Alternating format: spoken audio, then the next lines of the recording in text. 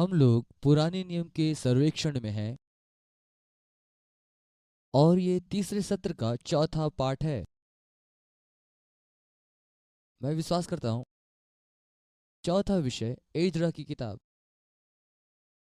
आ, इसका नाम ये बड़ा रोचक है और उसके नाम का अर्थ है सहायता। परमेश्वर ने उसकी सहायता की। इसलिए जब कभी आप किसी नाम से होकर के गुजरें जिसका कुछ मायने है उसको निश्चित रूप से, तो ये अच्छा होगा कि आप उसका नोट बना लें। और इसके वास्तविक लेख में एजरा, नहमिया और एस्तेर ये तीनों एक ही किताब है। इसे बाद में विभक्त किया गया, परंतु ये तीनों नजदीकी रूप से संबंधित है और एक ही समय काल के हैं। एजरा की किताब में जो मुख्य बात है वो है पुनर्स्थापन। राजा और इतिहास की किताब में नष्ट किए जाने की व्याख्या है, मंदिर के विनाश का चर्चा, वहीं एजरा में इसका पुनर्निर्माण है। एक भाग मूर्ति पूजा से भ्रष्ट अंधकारमय भाग को चित्रित करता है, तो वहीं दूसरा भाग राष्ट्र के शुद्ध किए जाने को बताता है। इसका एक भाग यही बताता है कि किस प्रकार उन्होंने व्यवस्था को उल्लंघन किया और दूसरा भाग बताता है कैसे व्यवस्था का पुनर्स्थापन किया और ये व्यवस्था लोगों के हृदय में उसका पुनर्स्थापन हुआ। एक भाग हित्तियों से मिल जाने के विषय में बातें करता है और एजरा उनसे पूरी रीति से अलगाव को बताता है। ये जो किताब है परमेश्वर की विश्वास योग्यता के बारे में हमें सिखाता है कि किस प्रकार वो अपनी प्रतिज्ञा को पूरा करता है और कैसे वो अन्य राजाओं को अपने कार्य के लिए इस्तेमाल करता है। और हम लोग इस बात को देखेंगे जब इस पुस्तक से गुजरेंगे। इसका लेखक एजरा है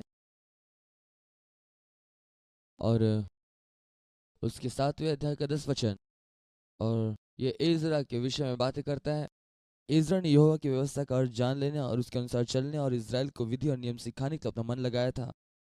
इस पुस्तक की समय सीमा बेबीलोन की बंधुआई से वापस लौटने से लेकर फिलिस्तीन के स्थापना तक, जो लगभग 79 वर्ष का है, 536 ईसा पूर्व से 457 ईसा पूर्व तक। पहले अध्याय से लेकर के छठे अध्याय तक यह बंधुआई से वापसी का वर्णन है और पहले अध्याय से आरंभ होता है, कुस्रू राजा से आरंभ होता है जो कि एक अन्य जाति राजा था, वो फारस का राजा था।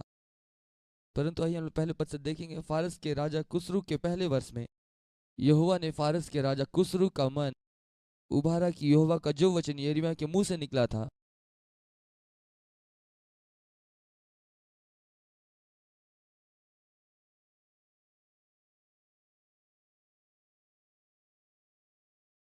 कि वो पूरा हो जाए, इसलिए उसने अपने समस्त राज्य में प्रचार करवाया। इसलिए उसने अपने समस्त राज्य में यह प्रचार करवाया और लिखवा भी दिया। फारस का राजा कुस्रू यो कहता है, स्वर्ग के परमेश्वर यहोवा ने पृथ्वी भर का राज्य मुझे दिया है और मुझे आज्ञा दी कि यहूदा के यरूशलेम में मेरे एक भवन बनाए जो यहूदा में होगा। उसकी समस्त प्रजा के लोगों में से तुम्हारे मध्य जो कोई हो उसका परमेश्वर उसके साथ रहे, वो यहूदा के यरूशलेम में जाकर इज़राइल के परमेश्वर यहोवा का भवन बनाए जो यरूशलेम में है, और वही परमेश्वर है। अब हम थोड़ा सा दूसरे इतिहास से देखेंगे। हमने इसे नहीं पढ़ा था थोड़ी देर पहले, लेकिन यहाँ दूसरे इतिहास के 36वें अध्याय के 17 वचन के आरंभ में इस प्रकार से लिखा गया है। हम इस भाग को यहाँ पर पढ़ते हैं। तब उसने उन पर कसदियों के राजा से चढ़ाई करवाई और इसने उनके जवानों को उनके पवित्र भवन ही में तलवार से मार डाला। और क्या जवान, क्या कुंवारी, क्या बूढ़े, क्या पके बाल वाले और किसी पर कोमलता न की, यहोवा ने सबों को उसके हाथ में कर दिया। क्या छोटे क्या बड़े, परमेश्वर के भवन के सब पात्र यहोवा के भवन में, और यहोवा के भवन और राजा और हाकिमों के खजाने को वो बेबीलोन ले गया। कसदियों ने परमेश्वर का भवन फूंक दिया और यरूशलेम की शहरपनाह को तोड़ डाला और आग लगाकर उसके सब भवन को जला दिया और उसमें का सारा बहुमूल्य सामान नष्ट कर दिया। और जिन्हें लोग तलवार से बच गए उन्हें वो बेबीलोन को ले गया और फारस के राज्य के प्रबल होने तक वे उसके बेटे पोतों के अधीन रहे। ये सब इसलिए हुआ कि यहोवा का यह वचन जो यिर्मयाह के मुंह से निकला था पूरा हो, कि देश अपने विश्राम कालों में सुख भोगता रहे। इसलिए जब तक वो सूना पड़ा रहा तब तक, अर्थात 70 वर्ष के पूरे होने तक उसको विश्राम मिला। फारस के राजा खुसरू के पहले वर्ष में यहोवा ने उसके मन को उभारा कि जो वचन यिर्मयाह के मुंह से निकला था कि वो पूरा हो जाए। इसलिए फारस के राजा ने समस्त राज्य में यह प्रचार करवाया और इस आशा से चिट्ठियां भी लिखवाई। फारस का राजा खुसरू कहता है, स्वर्ग के परमेश्वर यहोवा ने पृथ्वी भर का सारा राज्य मुझे दिया है, और उसी ने मुझे आज्ञा दी कि यरूशलेम जो यहूदा में उसे मेरा भवन बनाए। इसलिए हे उसकी प्रजा के सब लोग, तुम में से जो कोई चाहे कि परमेश्वर तुम्हारे साथ रहे, वो वहां रवाना हो जाए। फिर आइए हम देखेंगे यिर्मयाह और उसका 29 अध्याय।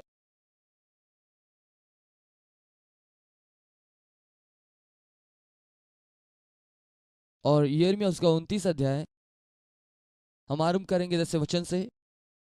यहोवा यूं कहता है, बेबीलोन के 70 वर्ष पूरे हो जाने पर मैं तुम्हारी सुधि लूंगा और अपना यह मन भावना वचन कि मैं तुम्हें इस स्थान में लौटा ले आऊंगा पूरा करूंगा।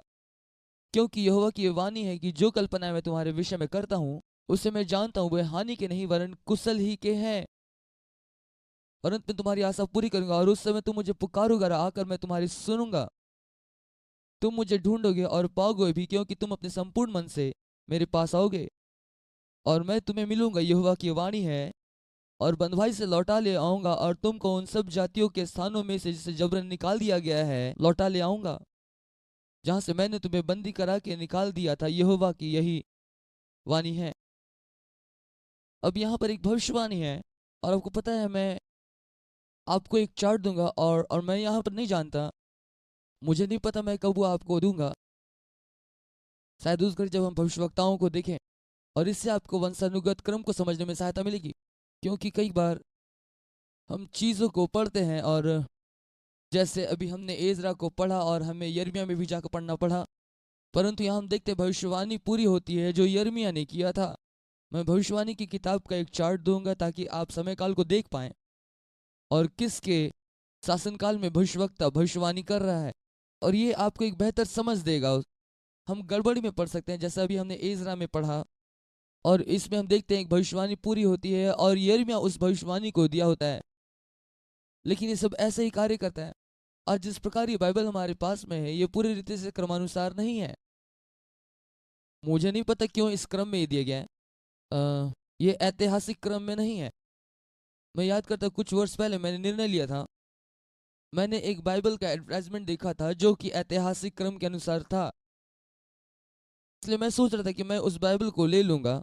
वेल, हो सकता है ये पढ़ने में तो अच्छा होगा, लेकिन प्रचार करने के लिए उतना बेहतर ना हो, कि बहुत सी किताबें जो होनी चाहिए थी वो वहाँ नहीं थी। और मैं आपको बताऊं, जब आप उसे पढ़ना आरंभ करेंगे या भजन संहिता पढ़ रहे होंगे और अचानक वहाँ पर यिर्मयाह आ जाएगा और इस प्रकार से आगे होगा। इसलिए मुझे नहीं पता मेरा ऐतिहासिक क्रमानुसार बाइबल कहाँ पर है, परंतु निश्चित तौर पर वो मेरे प्रचार सामग्री में नहीं सम्मिलित हुआ, क्योंकि उसमें कोई भी किताब को मैं सही रीति से नहीं पाता था। कुछ भी हो, एजरा यिर्मयाह द्वारा दिए गए भविष्यवाणी के पूरे होने की घटना को बताता है। एक और वचन की ओर हम लोग आगे बढ़ेंगे, यशायाह से उसका 44वां अध्याय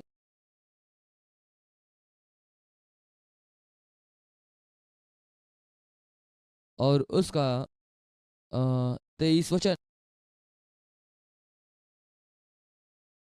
माफ कीजिएगा 44 का 28। और कहता है, जो कुस्र के विषय में कहता है, वो मेरा ठहराया हुआ चरवाहा है और वो मेरी इच्छा पूरी करेगा। यरूशलेम के विषय में कहता है, वो बसाई जाएगी और मंदिर के विषय तेरी नींव डाली जाएगी। यहोवा अपने अभिषिक्त कुस्रू के विषय यूं कहता है कि मैंने उसके दाहिने हाथ को इसलिए थाम लिया है कि उसके सामने जातियों को दबा दूं और राजाओं की कमर ढीली करो, उसके सामने फाटकों को ऐसा खोल दो कि कोई फाटक बंद ना किए जाए। ये सिर्फ मेरे लिए है, मुझे नहीं पता, लेकिन मैं आपको आगे बताऊंगा। मुझे इस बात की पूरी समझ नहीं है कि किस प्रकार से ये कार्य करता है, लेकिन इस बात का प्रमाण है कि परमेश्वर लोगों से व्यवहार करता है जो अन्य लोगों के द्वारा सोचे जाते हैं कि ये गैर है।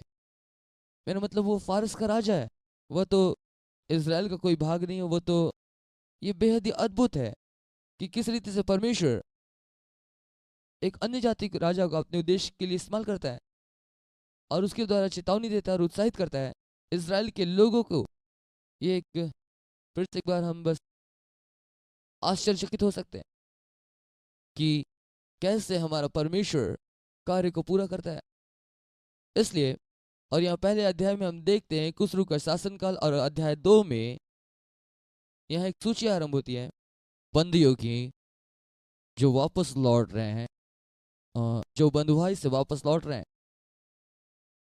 और उसमें और दूसरे अध्याय के 64वें वचन में ये लिखा गया है कि समस्त मंडली मिलकर 42,000 और 360 की थी। 42,360। इसलिए उसने चिन्हित किया कि कितने लोग वापस लौटे बेबीलोन की बंधुआई से। इसके बाद तीसरे अध्याय में हम देखते हैं कि वे परमेश्वर की वेदी को बना रहे हैं। और जैसा यहाँ लिखा है, जब 7वां महीना आया और इज़राइली अपने अपने नगर में बस गए तो लोग यरूशलेम में एक मन होकर के इकट्ठा हुए। तब योसादाक का पुत्र यीशु खड़ा हुआ, जो यसूदाक का पुत्र था, और अपने भाई याजकों समेत, और शालतियल का पुत्र जरुब्बाबेल अपने भाइयों समेत कमर बांधकर इज़राइल के परमेश्वर का वेदी को बनाए कि उस पर होम बलि चढ़ाए। और जैसा कि ये लिखा हुआ है, और जैसा कि परमेश्वर के भक्त मूसा ने व्यवस्था में लिखा, तब उन्होंने वेदी को उस स्थान पर खड़ा किया क्योंकि उन्हें उस ओर के देशों के लोगों का भय रहा, उन देशों का, और वे उस पर यहोवा के लिए होम बलि अर्थात प्रतिदिन सवेरे और सांझ को चढ़ाते थे। इसलिए वे यहाँ पर जो सबसे पहली बात वो करते हैं, उन्होंने उस वेदी को बनाया और बलिदान चढ़ाए यहोवा के लिए। और ये एक प्रकार से अपने सिद्धांत को लागू करते हैं। जैसे ही वे वापस लौटते हैं, वे वहां पर सबसे पहले बलिदान करते हैं और वे लोग उस दिशा की ओर बढ़ना शुरू करते हैं जो पुनर्स्थापन का है, उनके मंदिर का पुनर्स्थापन और उनके आराधना की विधि का स्थापन। और इसके बाद तीसरे अध्याय और उसके आइए हम यहाँ पर पढ़ें।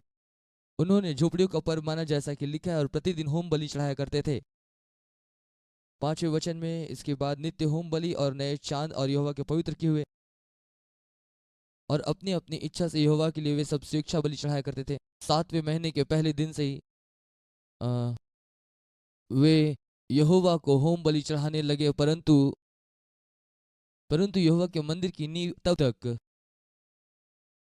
नहीं डाली गई थी। तब उन्होंने पत्थर गाड़ने वालों को और कारीगरों को रुपए दिए और सीदोन और सोरी लोगों को खाने पीने की वस्तु और तेल दिया कि वो फारस के राजा कुसरू के पत्र के अनुसार देवदारू की लकड़ी लबानोन से याफा के पास समुद्र में पहुंचाए, कि परमेश्वर के भवन में जो यरूशलेम में है, आने के दूसरे वर्ष के दूसरे महीने में शालतियल का पुत्र जरुब्बाबेल ने, योशादाक के पुत्र यीशु ने और उनके अन्य भाइयों ने, जो याजक और लेवीय थे और जितने बंधुआई थे जो यरूशलेम से आए थे, उन्होंने अपना काम वहां पर आरंभ किया। और 20 वर्ष अथवा उससे अधिक अवस्था के लेवीय को यहोवा के भवन का काम चलाने को नहीं किया। इसलिए 2 वर्ष बाद उनके आने के पश्चात वास्तविक रूप से मंदिर के कार्य को आरंभ किया। परंतु देखिए लोगों के लिए उन्होंने क्या किया। 10 वचन। और जब राजमिस्त्रियों ने यहोवा की मंदिर की नींव डाली, तब अपने वस्त्र पहने हुए और तुरियां लिए हुए याजक और झांझ लिए हुए आसाब के वंश के लेवीय इसलिए नियुक्त किए गए कि इज़राइलियों के राजा दाऊद की चलाई हुई रीति के अनुसार यहोवा की स्तुति करें। अतः वे ये गा गा कर यहोवा की स्तुति और धन्यवाद करने लगे। वो भला है और उसकी करुणा इज़राइल पर सदैव बनी है। जब वे यहोवा की स्तुति करने लगे, तब ये सब लोग ये जान करके कि यहोवा की भवन की नींव अब पड़ रही है, वे ऊंचे शब्द से जय जयकार करने लगे। अब ये सब कुछ वे बंधुआई में चले गए थे क्योंकि उन्होंने परमेश्वर को छोड़ दिया था और उन्होंने अपने आप को खुला छोड़ रखा था कि शत्रु उसके जीवन में आए और परमेश्वर के भवन को नष्ट करे। अब 70 वर्ष पश्चात वे वापस लौट आए और सबसे पहली बात जो उन्होंने की, उन्होंने बलिदान चढ़ाया और वेदी बनाई और उस पर बलिदान चढ़ाया। और उसके 2 वर्ष पश्चात उन्होंने नींव डाली, और जब नींव डाली गई थी उस समय, और लोग आनंद मनाने लगे, जय जयकार करने लगे, चिल्लाने लगे, क्योंकि अब वह परमेश्वर के साथ सही रास्ते पर आ गए। इसके बाद 12 वचन, परंतु बहुतेरे याजक और लेविया और पूर्वजों के घराने के मुख्य पुरुष अर्थात वे बूढ़े जिन्होंने पहला भवन देखा था, जब इस भवन की नींव उसकी आंखों के सामने पड़ी तो वे फूट फूट करके रोने लगे, बहुतेरे आनंद के मारे जय जयकार करने लगे। इसलिए लोग आनंद के जय जयकार के शब्द लोगों के रोने के शब्द से अलग पहचान ना सके, क्योंकि लोग ऊंचे शब्द से जय जयकार कर रहे थे और वो शब्द दूर तक सुनाई देता था। इसलिए जिन्होंने उस पहले मंदिर को देखा था और जब उन्होंने इसके आरंभ को देखा तब वे रोने लगे। वे लोग इतने जोर से रोने लगे जैसा कि अन्य लोग आनंद मना रहे थे, परंतु वहां पर बहुत बड़ा शब्द हुआ। ये कितना अद्भुत है, कई बार इस प्रकार की ध्वनि परमेश्वर के चलन के साथ संबंधित है। पेंतिकुस्त के दिन भी अचानक स्वर्ग से एक आवाज होती है, जैसे कोई बवंडर हो। चिल्लाना अच्छा है और उसकी स्तुति करना भला है, और यहाँ मैं इस बात में आश्वस्त नहीं कि सब बातें इसमें सम्मिलित हैं, लेकिन जब आप चिल्लाते हैं तो अच्छी बातें होती है। याद कीजिए जब वो यरीहो के दीवार के चारों ओर घूम रहे थे, जब ये आज्ञा दी गई कि जय जयकार करें, लोगों ने जय जयकार किया और दीवार गिर गई। इसलिए जय जयकार करना एक परमेश्वर के साथ हमारे संबंध का एक भाग है। अब चौथा अध्याय, जब यहूदा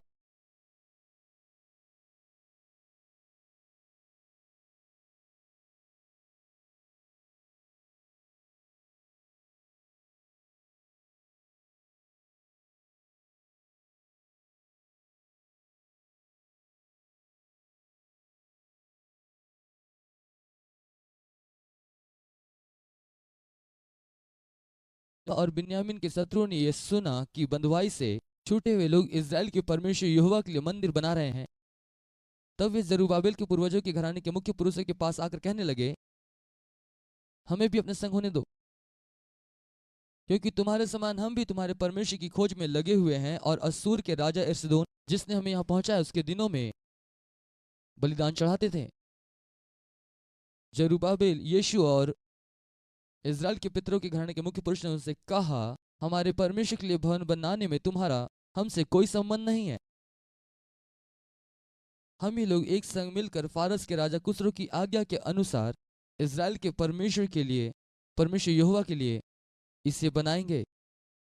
तब उस देश के लोग यहूदियों को निराश करने और डराकर मंदिर बनाने में रुकावट डालने लगे। अब यहाँ एक वास्तविक सत्य है। पुरुष से एक बार हम कई बार इस सत्य को अपने आगे नहीं रखते हैं। हमें परमेश्वर के कार्य को करने के लिए संसार की सहायता नहीं चाहिए। निर्गमन की किताब में जब इज़राइली लोग मिस्र से बाहर निकले, उन्होंने मिस्र छोड़ा और अपनी यात्रा आरंभ की। वहां एक मिली जुली भीड़ थी, और जब आप पूरे घटनाक्रम से होकर के जाएंगे तो आपको पता चलेगा उस मिली जुली भीड़ की वजह से समस्या उत्पन्न हुई, जो फिर से एक बार यहाँ पर सामने आकर के कहती है कि हम भी इस भवन को बनाएंगे और हमारे ही समान विश्वास के लोगों के साथ सहभागिता करेंगे। हमें उन लोगों से सहभागिता करने की आवश्यकता नहीं है जो हमारे समान विश्वास नहीं रखते हैं। हमें जरूरी नहीं कि वे लोग हमारे लिए प्रार्थना करें जो परमेश्वर की सामर्थ पर यकीन नहीं करते। और हमें इस बात को जानना महत्वपूर्ण है कि समान विश्वास के लोगों के साथ रहना महत्वपूर्ण है, उनके साथ मिले रहना है। और अब जानते हैं ये हमारे लिए अच्छा नहीं है कि हम अपने में एकांत में रहें। परमेश्वर हमारी व्याख्या मसीह के देह के रूप में करता है, और पौलुस इसे विस्तार से व्याख्या करता है, और इसे दिखाने के लिए वो मानवीय शरीर के साथ तुलना करता है, जहां पर हर एक भाग, हर एक सदस्य अपना योगदान देता है। लेकिन जरूरी है कि ये एकता में एक बने रहें। और प्रियो, आपने ये वचन पढ़ा है, जब लोग एकता में आते हैं अद्भुत चीजें होती है। जैसे भजन संगीता में लिखा है, यह क्या ही मनोहर बात है कि भाई लोग आपस में मिले रहें। और ये उस तेल के विषय में बातें करता है जो दाढ़ी से बहते हुए वस्त्र के छोर तक जाता है। परमेश्वर इसमें आशीष देता है। इसलिए ये महत्वपूर्ण है और हमें तुम्हारी मदद नहीं चाहिए। हम परमेश्वर के लोग आपस से मिल करके इसे पूरा कर लेंगे। अब ध्यान दें, 5वां अध्याय उसका 1 वचन। तब हगै नामक नबी और ईदो का पोता जकरिया यहूदा और यरूशलेम के यहूदियों से नबूवत करने लगे। उन्होंने इज़राइल के परमेश्वर के नाम से नबूवत की। तब शालतिएल का पुत्र जरुब्बाबेल और योशादाक का पुत्र यीशु उठा और कमर बांधकर परमेश्वर के भवन को जो यरूशलेम में है बनाने लगा, और परमेश्वर के वे नबी उनका साथ देते रहे। और उसी समय महानद के इस पार तनै नामक अधिपति और सर्तबोजने अपने सहयोगी समेत उनके पास जाकर ये पूछने लगे कि ये कौन है, और कहा कि इस भवन को बनाने और इस शहरपनाह को खड़ा करने की किसने तुमको आज्ञा दी। फिर उन्होंने लोगों से यह भी कहा, इस भवन के बनाने वाले का क्या नाम है। परंतु यहूदियों के पुरनियों के परमेश्वर की दृष्टि उन पर रही, इसलिए जब तक इस बात की चर्चा दारा से ना की गई और इसके विषय चिट्ठी के द्वारा उत्तर ना मिला, तब तक उन्होंने इनको ना रोका।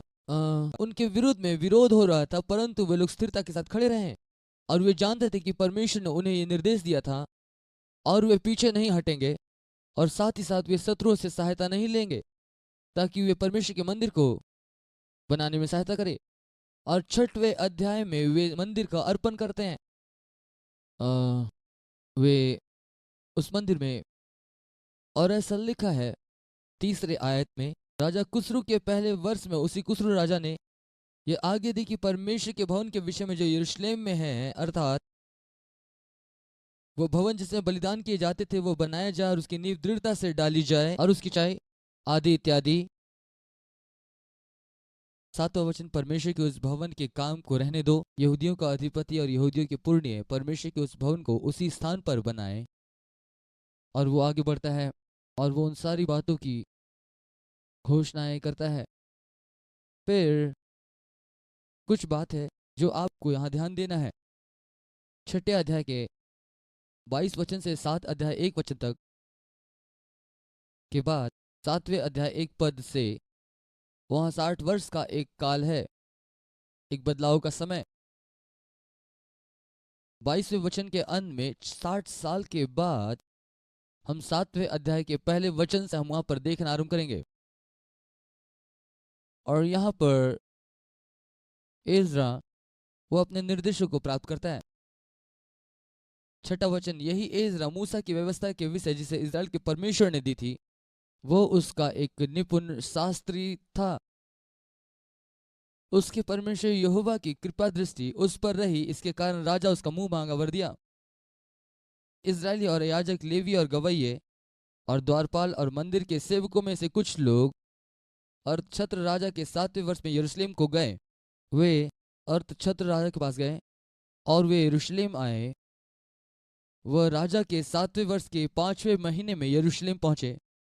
पहले महीने के पहले दिन को वह बेबीलोन से चल दिया और उसके परमेश्वर की कृपा दृष्टि उस पर रही, इस कारण 5वें महीने के पहले दिन वो यरूशलेम को पहुंचा। क्योंकि एज्रा ने यहोवा की व्यवस्था का अर्थ जान लेने के लिए और उसके अनुसार चलने और इज़राइल में विधि और नियम सिखाने के लिए अपना मन लगा लिया था। अब यहाँ पर एज्रा की जिम्मेदारियां, परंतु क्या आप जानते हैं यह हमारा भी काम है। और यहाँ पर जो काम उसको दिया गया वो यह है, अपने हृदय को तैयार करें, अन्य शब्दों में अध्ययन करें परमेश्वर के वचन को। और यही बात आप यहाँ पर CBC में कर रहे हैं। आप अध्ययन कर रहे हैं, आप अध्ययन कर रहे हैं, अपने हृदय को तैयार कर रहे हैं। और हम प्रायः कहते हैं तैयारी का समय ये व्यर्थ किया हुआ समय नहीं है। इसलिए उसने अपने हृदय को तैयार किया परमेश्वर के वचन को पढ़ने के द्वारा, फिर उसे पालन करने को कहता है, व्यवस्था के अनुसार जीवन जीना, और अंततः वो कहता है उसे सिखाना या प्रचार करना। अन्य शब्दों में दिखा जाए यही वो सिद्धांत है, और परमेश्वर चाहता है कि हम ऐसा ही करें। हम अध्ययन करें व्यक्तिगत जीवन के लिए, लेकिन सिर्फ ज्ञान पाने के लिए नहीं, लेकिन उसके अनुसार जीवन जीने के लिए। परमेश्वर के वचन को पढ़ें, वचन के अनुसार जीवन जिएं, और तब परमेश्वर के वचन को सिखाएं और प्रचार करें। और ये वो प्रक्रिया है जो हम वचन में देख पाते हैं, और ये वो प्रक्रिया है जिसका परमेश्वर चाहता है कि हम अनुसरण करें, और हम यही यकीन करते हैं कि हम सीबीसी में यही कर रहे हैं। आपको यह अवसर प्रदान किया जाता है कि आप वचन को पढ़ें, लेकिन आपको उत्साहित करते हैं कि सिर्फ पढ़े नहीं परंतु साथ में जीना आरंभ करें, और फिर आप तैयार होंगे खाने के लिए, प्रचार के लिए। आपको पता है, जब परमेश्वर ने एंड्रू से बातें की बाइबल स्कूल बनाने के विषय में,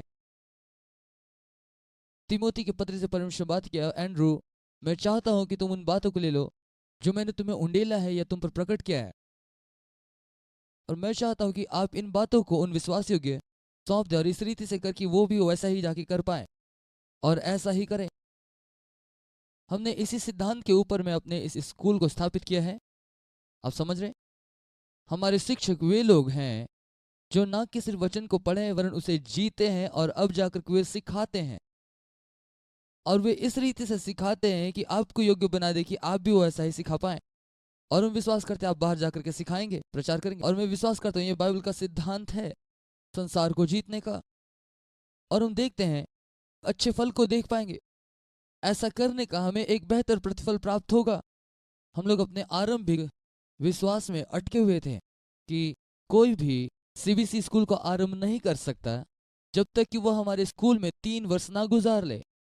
इस रीति ना कि आप केवल संदेश प्राप्त करेंगे, लेकिन इसके साथ ही साथ वचन की उस आत्मा को और स्कूल की उस आत्मा को ग्रहण करेंगे, और उसकी छवि आप में बन जाएगी। हम बाहर के लोगों को भाड़े पर नहीं बुलाएंगे कि वे हमारे स्कूल को संचालित करें। निश्चित तौर पर हमने कई लोगों को निराश किया क्योंकि उन्होंने अपने आवेदन यहाँ पर दिए थे अपने डिग्रीज की सूची के साथ, और अपने रिज्यूम दिए थे। उन्होंने क्या क्या किया और मसीह शिक्षा में कितना कुछ उन्होंने काम किया यहाँ और वहाँ जो भी हो। और जब हमने उनसे कहा परंतु आप हमारे स्कूल से नहीं पढ़े इसलिए आप इसके योग्य नहीं है, इस बात से वे खुश नहीं होते थे। क्या आपको पता है, हमने देखा कि परमेश्वर ने क्या किया है जब हमने उसके सिद्धांत का पालन किया, और मूल रूप से यही है, हम परमेश्वर के वचन को पढ़ते हैं, उसमें जीवन जीते हैं, और तब हम वचन सिखाते हैं। और मैं विश्वास करता हूं कि यही हो रहा है, और परमेश्वर के पास आप में से हर एक के लिए एक अद्भुत योजना है। और इसके बारे में एक स्पष्ट बात क्या आप जानते हैं, हम इस बात को लोगों को बताने का प्रयास करते हैं कि हर एक कोई फुल टाइम मिनिस्ट्री के लिए नहीं बुलाया गया है, हर किसी की ये बुलाहट नहीं है, लेकिन हर किसी को पूर्णकालिक सेवा की बुलाहट है।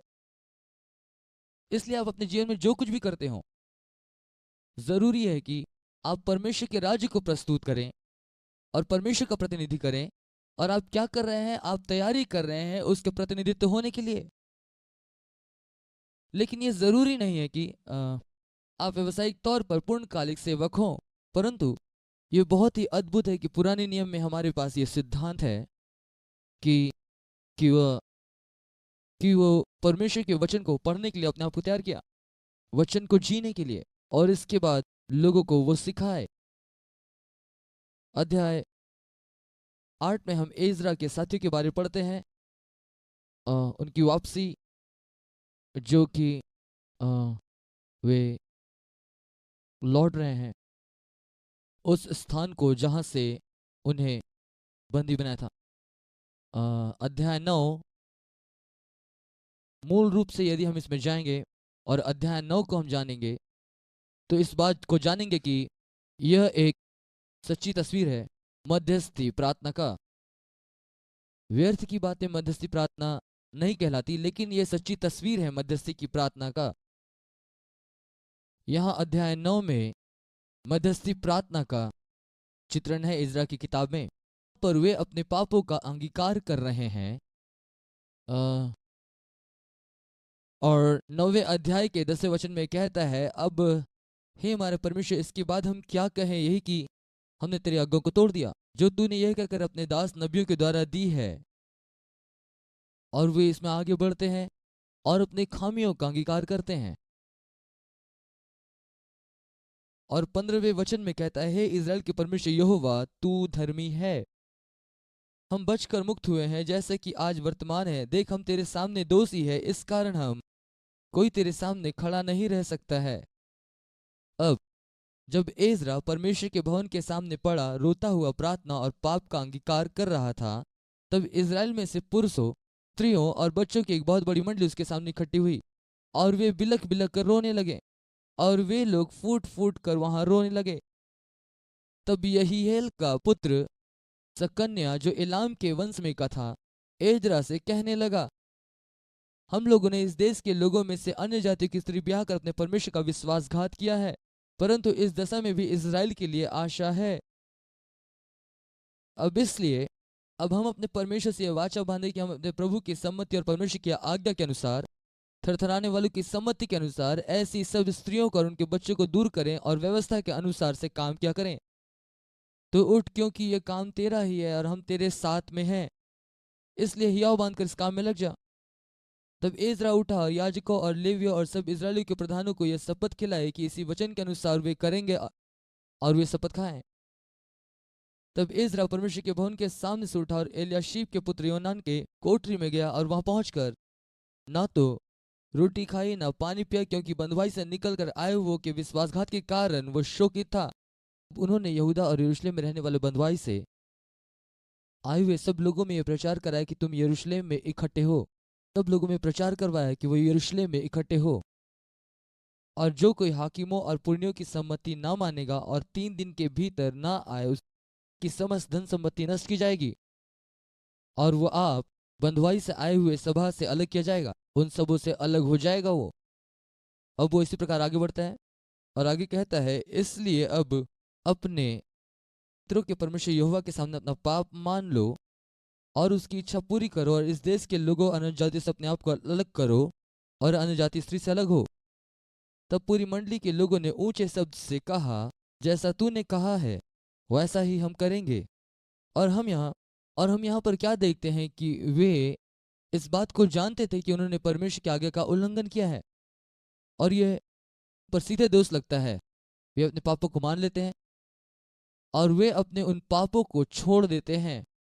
और 16वां आयत कहता है, और बंधुआई से आए हुए लोगों ने ऐसा ही किया। एजरा याजक और पितरों के घरानों के कितने मुख्य पुरुष अपने अपने पितरों के घराने के अनुसार अपने नाम लिखकर अलग किए, और 10वें महीने के पहले दिन इस बात की तहकीकात के लिए बैठ गए। और पहले महीने के पहले दिन उन्होंने सब पुरुषों की जांच कर ली जिन्होंने अन्य जाति स्त्री से ब्याह किया था। इसलिए जो भी वो करने का प्रयास कर रहे थे, वो इस बात को पहचानने के लिए कि उन्होंने परमेश्वर के विरुद्ध पाप किया, वे गलत रास्ते पे चले गए थे, जिसकी वजह से वो बंधुआई में चले गए परमेश्वर का अनुसरण ना करने की वजह से। अब ये वापस लौट रहे हैं, वे परमेश्वर के मंदिर को बना रहे हैं, वो वापस आ रहे हैं ताकि वो परमेश्वर की आज्ञा का पालन करें। ये मूल रूप से इस बात को दिखाता है कि ये सच्चा पश्चाताप है, और ये इसलिए नहीं क्योंकि वो कठोर समय से होकर के गुजरे इसलिए ऐसा करें, नहीं, लेकिन उन्होंने सच में पश्चाताप किया इसलिए। और परमेश्वर उन्हें उन्हें आशीष देने जा रहा है जब वे उसका अनुसरण करेंगे। इसलिए यहाँ इजरा में एक बात है जो हम यहाँ सीखते हैं, वो यह है, परमेश्वर हमेशा चाहते हैं कि वह हमें वापस पाले जो उससे हट गए हैं। ये मुझे नए नियम में उड़ाऊ पुत्र की घटना याद दिला देती है बार बार कि वो जो अपने पिता से दूर चला गया था, और जब वो लौट रहा था, जब वो लौटना चाहता था अपने पिता के घर एक सेवक के रूप में, परंतु पिता कहता है कि बछड़ा मारो, अंगूठी लाओ और इसे नए वस्त्र पहनाओ, और उसे वो वापस अपने गले से लगाता। और बार बार हम ऐसा देखते हैं कि किस प्रकार से परमेश्वर अपने लोगों को फिर से गले लगाता है जो वे सही पश्चाताप करते हैं। और एक बात जो हम यहाँ पर देखते हैं वो ये है कि कितना परमेश्वर चाहता है कि हम संसार से अलग जिंदगी जिए। और फिर से एक बार ये हमारे लिए उग्र होने वाली बात नहीं है या घमंड की बात नहीं है, लेकिन आरंभ ही से ये बहुत ही महत्वपूर्ण है, क्योंकि वो इज़राइल को पहले ही बता चुका कि वो अपने आप को अलग रखें। और आज वो मुझे और आपसे कहता है, जैसा कि हम इसके भाग हैं, कलीसिया के जो जीवते परमेश्वर का मंदिर है, पौलुस कहता है कि उनके बीच में से निकलो और बाहर आओ और अशुद्ध वस्तु को ना छुओ। ज्योति का अंधकार के साथ क्या मेल जोल। मूल रूप से वो ये कहने का प्रयास कर रहा है कि परमेश्वर ने हमें मोल लिया है सबसे ऊंचे कीमत पर जो कभी चुकाया नहीं जा सकता, और वो भी यीशु के लहू के द्वारा। वो कहता अब तुम मेरे हो। और कई बार हम उन वचनों को नहीं पढ़ते जो कहता है कि तुम अब अपने नहीं हो, तुम दाम लेकर के मोल लिए गए ताकि परमेश्वर की महिमा करो। आपका देह जो परमेश्वर का अब है। हम कई बार इसे महसूस करने में असफल होते हैं।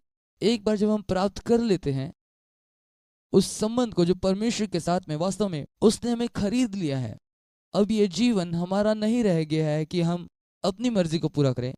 हम वो करने के लिए बुलाए गए हैं जो वो चाहता है। और वो क्या चाहता है कि हम करें? वो चाहता है कि हम इन संसारिक प्रणाली के भाग ना बने। यीशु मसीह इस विषय में गहरी बताते हैं कि हमें क्या करना है। तुम अब भी जगत में हो, लेकिन इस संसार के नहीं हो। आपको और मुझे पहचानना है कि हम अभी भी संसार में हैं, लेकिन हम इस संसार के नहीं हैं। हम एक अलग राज्य के हैं। अब जो हम हैं वो स्वर्ग राज्य के नागरिक हैं, और यहाँ पृथ्वी पर हम एक राजदूत के समान हैं। स्वर्ग के प्रतिनिधि के रूप में हम मसीह के राजदूत हैं, और यहाँ पर हम स्वर्ग का प्रतिनिधित्व कर रहे हैं। और इसलिए अब जानते हैं, एक राजदूत के रूप में हम यहाँ पर अपनी चीज़ों को करने के लिए नहीं है, वरन अपने राज्य का प्रकाशन बताना है जो कि स्वर्ग राज्य है। जीवन शैली इस बात को प्रकट करने पाए। मैं जानता हूँ हम एक ऐसे काल में जी रहे हैं, और जब कभी हम अनुशासित जीवन शैली के बारे में बातें करेंगे, लोग कहेंगे क्यों हमें पीछे धकेल रहे हो और व्यवस्था के बंधन में फंसा रहे हो मुझे। नहीं, बाइबल बताती है हम आज़ादी प्राप्त करते हैं, लेकिन इस आज़ादी को अपनी शारीरिक अभिलाषाओं की पूर्ति के लिए इस्तेमाल ना करें। इसलिए फिर से एक बार हम अलगाव का जीवन जीने के लिए बुलाए गए हैं। ऐसा जीवन जो संसार की प्रणाली से भिन्न है, जिसमें संसार जीने के लिए मजबूर करती है। और अभी के दिनों में अधिकांश कलीसियाएं संसार के अनुसार चल रही है, और वे संसार के समान दिखने का हर प्रयास कर रहे हैं, उसके जैसा बोलने का प्रयास। और वे सोचते हैं कि यह आकर्षक है लोगों के लिए। हमने यहाँ देखा, हो सकता है उनके पास बड़ी संख्या है, लेकिन उसके पास बड़ी सफलता नहीं है, क्योंकि परमेश्वर ने हमें बुलाया है और नई सृष्टि करके बनाया है, और हमसे अपेक्षा करता है कि हम भिन्न जीवन शैली जिएं जो इस संसार से भिन्न हो। और ये क्या ही महिमा में जीवन शैली है जो परमेश्वर अपने लोगों को प्रदान करता है। इसलिए जो अच्छा सबक हमें मिलता है कि कैसे परमेश्वर एक पापी को अपने गले से लगा